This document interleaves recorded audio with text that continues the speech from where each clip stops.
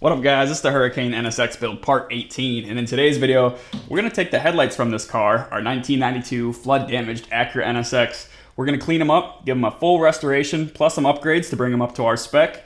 We're gonna wire them up with our own custom harness, get them lit, install them in the car, and watch them do that flippy thing.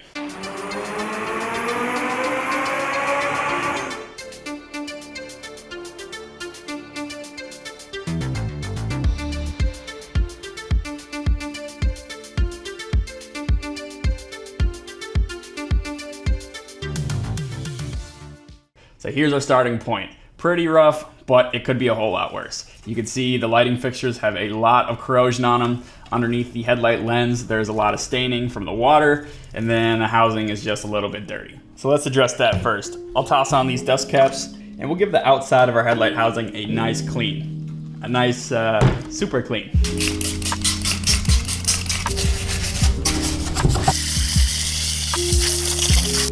Oh man, I hope I didn't get any water in the headlights. That would be terrible. We gotta get these light fixtures out of there. Looking real deep in there, it looks like there is some screws I can remove to take these fixtures out of here. To get at all the screws though, this wiring has gotta go.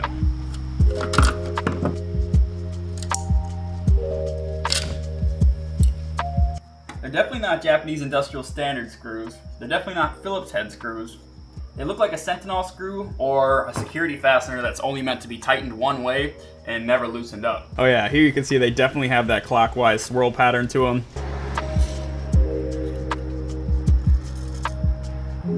For now, we'll let that WD-40 do its thing, and we'll move on to removing the front lens.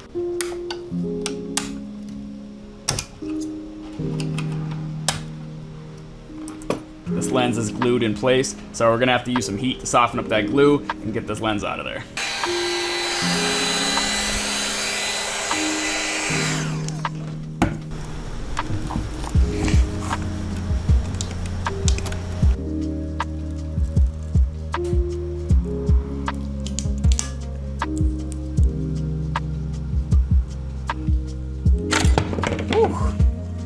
All right, we got some more of those specialty screws up front here.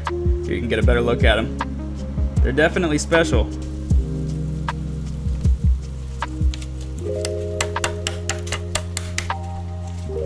Let's forget about those screws for a minute and get this glass lens cleaned up.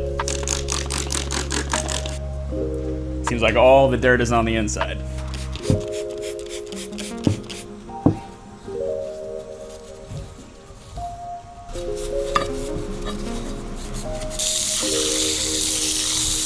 Look at that, good as new. All right, I think I got a plan now for these screws.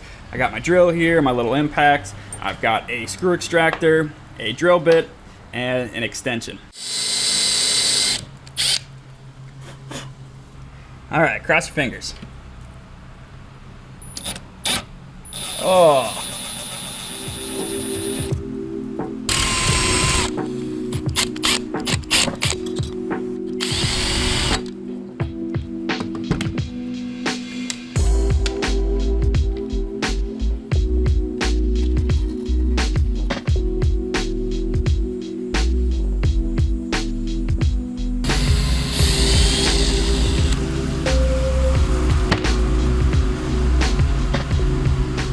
Everything's impossible till it's done, right? I could imagine this is how Eminem felt at the end of 8 Mile. Feels pretty good, but I gotta get back to work. So we're gonna clean up the inside of this housing here with some super clean.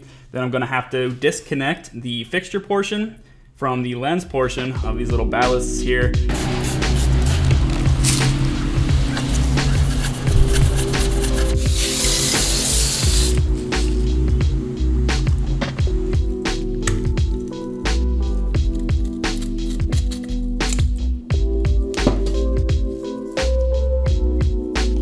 So the lens just gets some glass cleaner.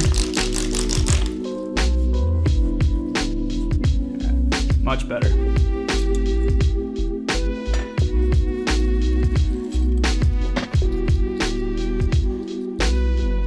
There's the other one. We have been having really good luck with the rust dissolver gel lately, so we'll start with that. They're cleaning up okay, but I think they are going to need a blasting. The inside got it the worst. The chrome coating on there is flaking right off as I clean it, you can see it's not looking good.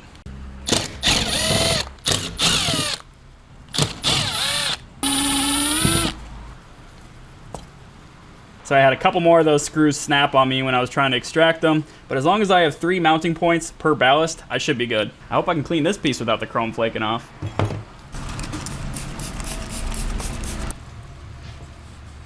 Well, that cleaned up pretty good. We got a couple spots where the chrome is failing, but I don't think they will be visible when the lights are installed on the car. Actually, I can see it a little bit. What I'll probably do is take the housings out of both sides, scuff them up, and spray them silver, and I'll spray the rest of the ballast silver as well. So we drove up to Gideon's, used this blast cabinet to get these things blasted and prepped for paint. I'm glad we used the cabinet because some of these pits were really deep. It would have been really hard to get all that rust out by hand. They are now ready for this Ace Hardware gloss enamel. It's a chrome aluminum finish. It's going to end up looking more like a silver. It won't be quite that OEM chrome. However, the silver might actually look better. I got some new hardware as well that just uses normal Phillips heads.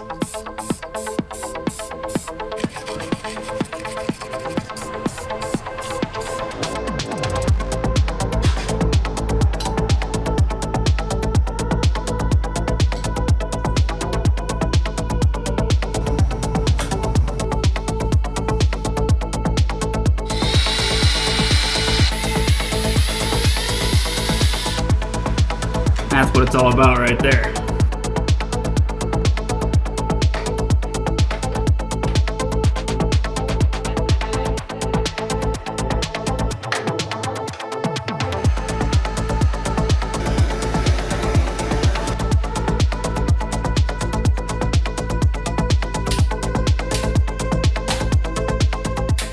There we go.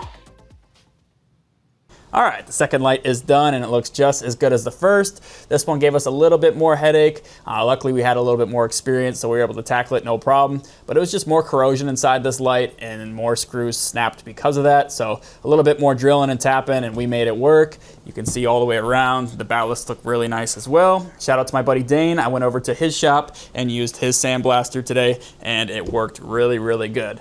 I also got our clips refinished, so we are now ready to clip in our brand new diode dynamic LED headlights. We have the high and low beam right here. They should look really nice. Okay, I'm gonna have to make a small modification here.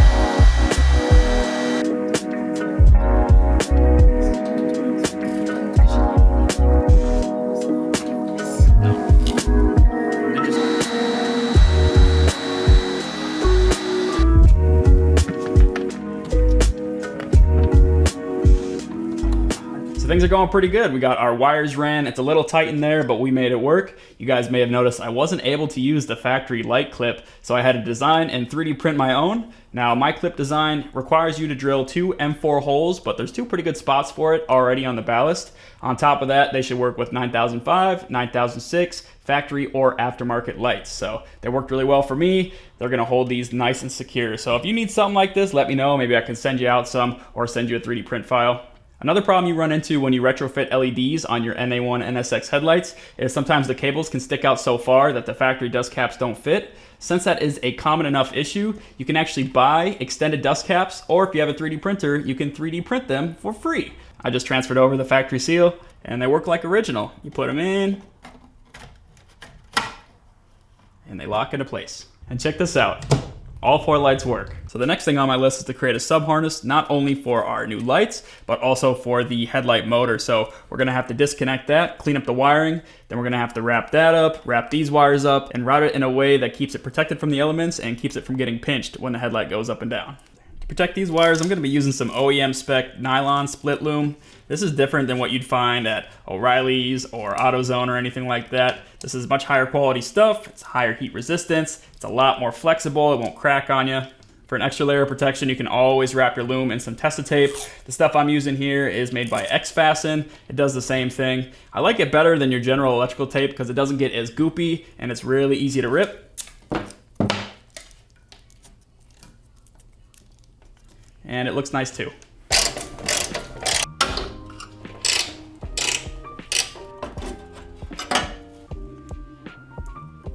We don't need any of these wires, just the two for the motor.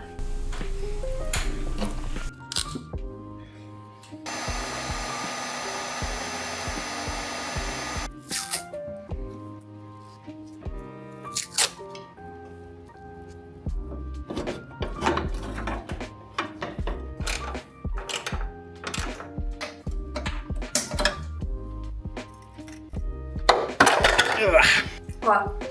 What are you eating? Bread and peanut butter. You give it a little schmear every bite.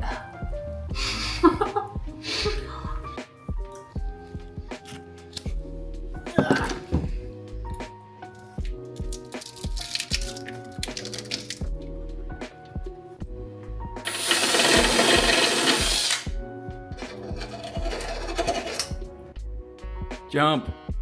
Jump. Do it. Ah!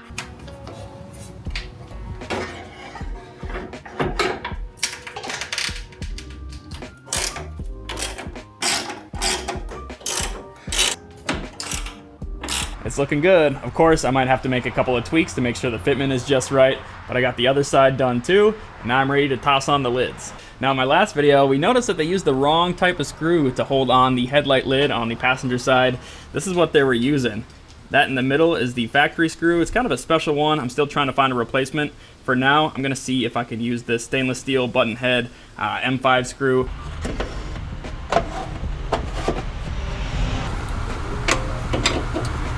Okay, these threads are a little messed up. I've got an M5 tap though, so it's all good.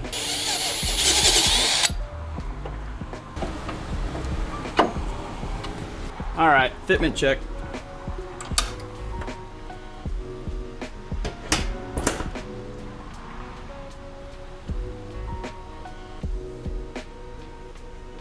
Not bad. I noticed a lot of the screws are missing this plastic washer, and even when I bottom the screws out, they're still not holding the lid very tight, so I'm gonna go 3D print some of these. And there we are.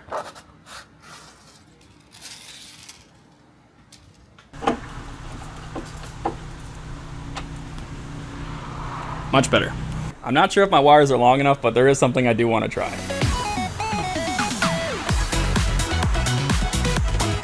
Okay, first light, second light, and motor. Perfect.